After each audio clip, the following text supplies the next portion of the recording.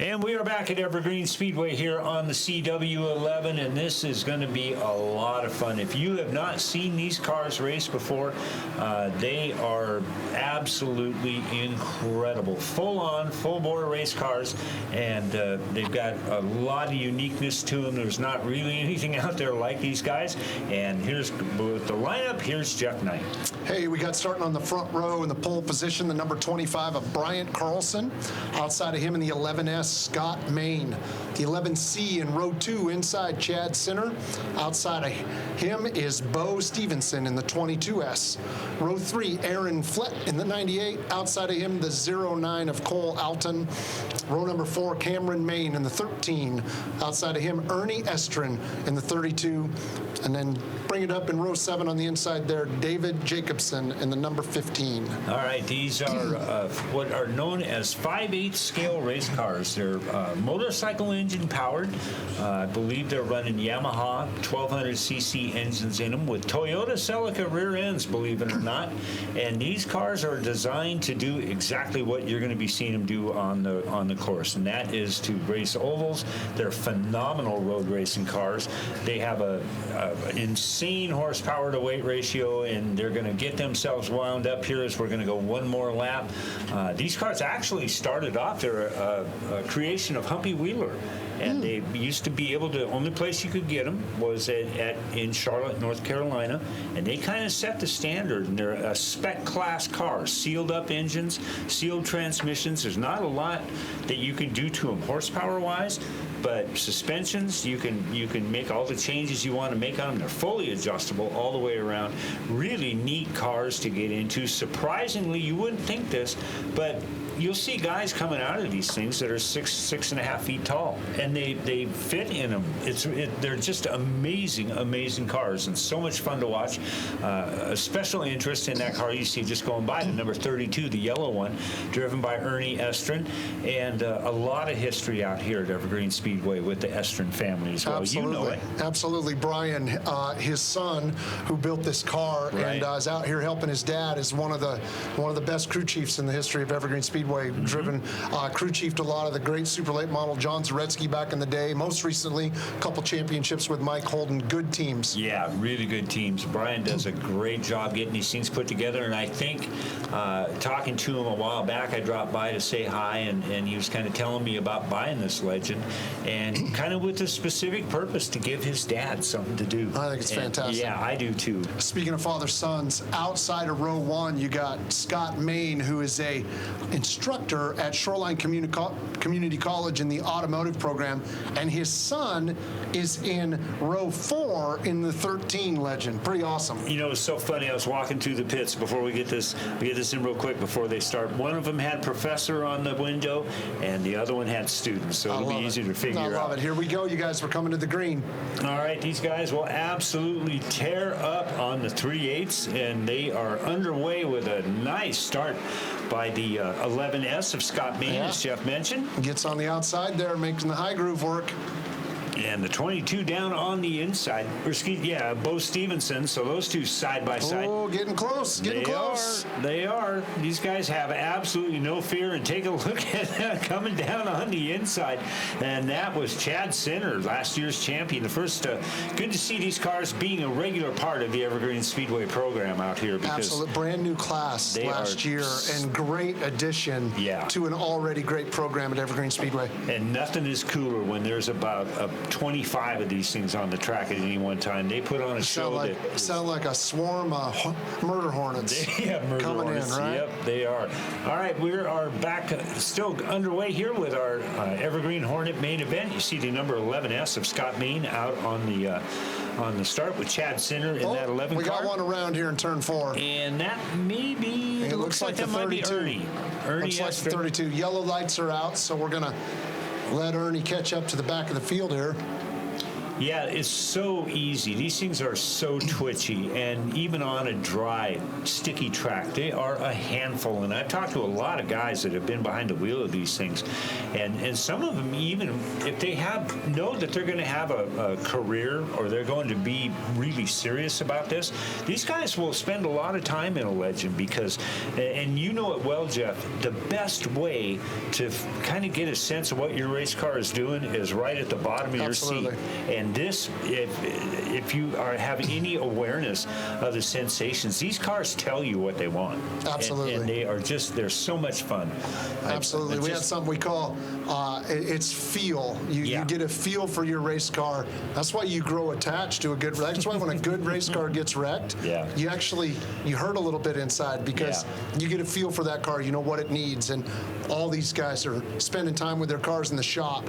Then they bring them out here and they practice them. And they get a feel and they go back to the shop and they make little changes. Then they come out here on race day and they put it all together and put on a great show for the fans. You know, one thing that's kind of cool about this too, they can take these cars off this track on the 3/8 at Evergreen Speedway, and they can go to any track in the United States and be competitive because, like we talked about earlier, these guys are sealed up.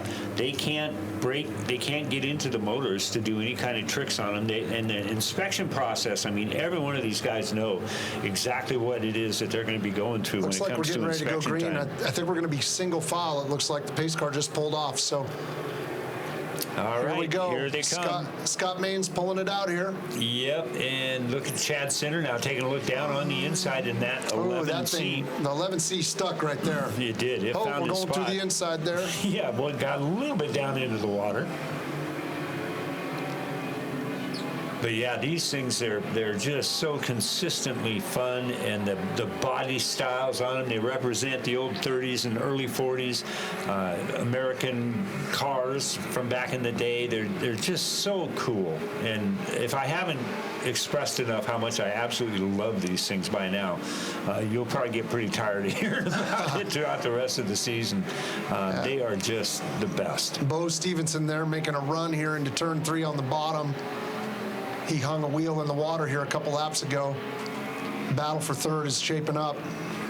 We are working lap number 4 out of 30 for the Evergreen Legends. First main event for 2020 on opening night of 2020. We're so happy you guys are with us here on CW11. So excited to be able to bring to you what it is that we all have known and absolutely loved for decades and decades out here in Monroe, Washington. This is absolutely one of the most unique racing facilities in the country. I think one day my grandson and I, we were out here on a Monday, and I said, you know what we're going to do? We're going to go on every track that we can possibly go on. And I think I counted 17 different. We didn't go on the motocross track because that would have got me in trouble. But we went in 16 or 17 different racing surfaces different out here. Configurations. Yep, absolutely. It's just nuts. Absolutely. Well, Chad Center, he's got this thing well in hand there. Yellow car of Scott Main coming in second. Bo Stevenson here in third. Bryant Carlson there pulling up the 4th position. You know, Brian Carlson is another interesting story, Jeff. His dad is the legendary figure 8 racer, Cowboy John Carlson. Mm-hmm. And he is never difficult to pick out in a crowd. All you got to do is look for the most gnarly, impressive, heavy belt. It almost looks like a wrestling championship it's a great belt buckle. Yeah.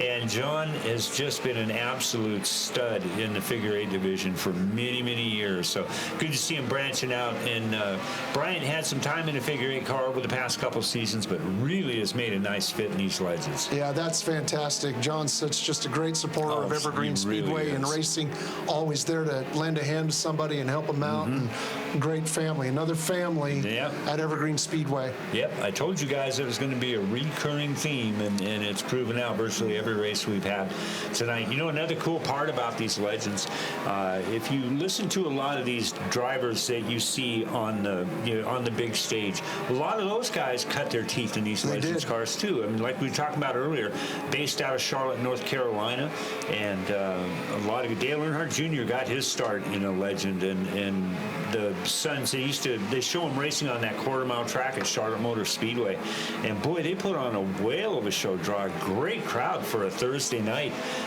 in North Carolina. So these cars are pretty serious stuff. We got a battle shaping up here for second. That's Bo Stevenson underneath Scott Main. Scott's edging him out here at the line, but Bo has a really, really interesting drive off here too. He took the low line that time, but prior to that, he'd been kind of making a high entry with an early apex and getting a real straight run down that was getting him up alongside that 11 car there. That's one thing I like about you, Jeff. You understand this apex stuff. And when we get to a shot, kind of describe what that means, because, I know we're going to have a lot of new people there. So you see how he's coming up high? That's an early, see how he's pulling, he'll pull the car down. Oh, they didn't stay on it there, but we'll come back around. We'll see it again. We'll see it again. Chad Sinner there in the green and white car, coming up on Ernie Estrin, the dad of the great crew chief Brian Estrin out here. I bet you they're having a blast. Yeah, they are, and it's so much fun. Right. That's why these guys do it. 22 car. He's going to pull it down here to the bottom of the track. See how much lower on exit he was than the 11 car? So he's apex in the corner earlier, meaning maybe slowing his entry a little bit so he can get the car turned. Then he can drive off straighter, which gives him more shoot speed at the end of the straightaway. Now, there's just different ways to take the corner. You can drive it in further. You can drive it in shallow. Just different ways to shape the corner so you can get the advantage on the other guy. Now, another thing that you see a lot, too, is take a look at Maine as he comes off the top end of turn number 2. They get a really good run because it's almost like they're going downhill, right? True. Yeah. Well, he's on the outside, so he's not blowing it down as much. Oh, we got Ernie Estrin spinning in there. Brought out the caution flag. Well, I promise you one thing. He's having a blast, and he's thankful he hasn't hit anything. Yeah. Thankfully, he hasn't hit anything. But man, what an awesome thing to get out here, start driving these legend cars for him, doing it with his son. Yeah. Wow. Yeah, and especially when his son is the boss. Yeah. Just another one of the just really cool dynamics about what it is that we do out here at the racetrack is they'll get these things lined back up, and like we talked about earlier, looks like they're going to go with single file restarts. And these guys, what is also cool about these divisions too is they kind of police themselves. They don't, they know what they're capable of. These guys have been racing together for a lot of years, and as we progress through the season and you see more and more of these guys coming out, and there's a ton of these teams, and we'll continue that thought when we come back from Evergreen Speedway here on CW11.